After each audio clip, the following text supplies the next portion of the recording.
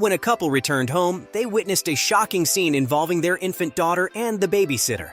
But before police could even arrive, Dad took matters into his own hands. Jason Newland of North Kansas City was a trusted family friend who was staying with a Missouri family in their home on the 8,000 block of North Hickory Avenue.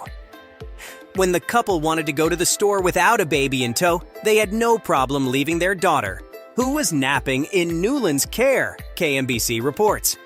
Sadly, that would turn out to be a big mistake for all involved, which her parents would learn when they returned home, only to stumble upon a nightmare of the worst kind.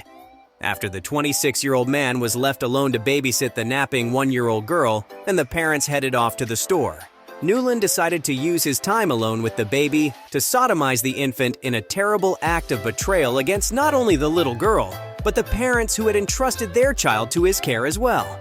Sickeningly, he wasted no time getting down to his dirty business.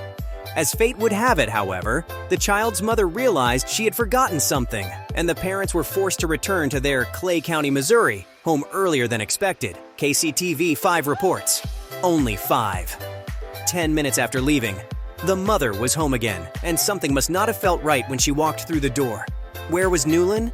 He wasn't on the couch where he had been when she left. Then she noticed her daughter's door was open.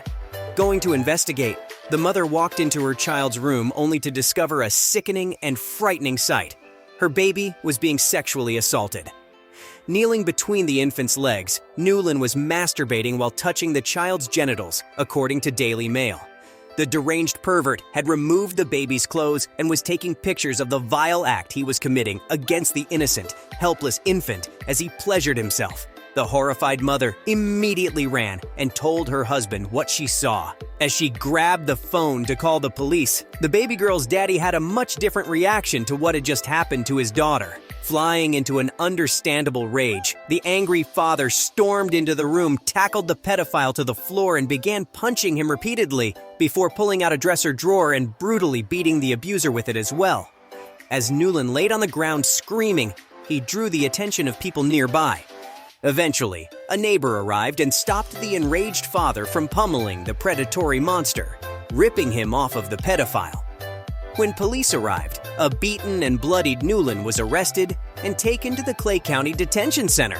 His bond was set at $250,000, and he was charged with first-degree statutory sodomy. When asked why he committed the heinous act, he reportedly said he didn't know, but agreed that he deserved a harsh punishment.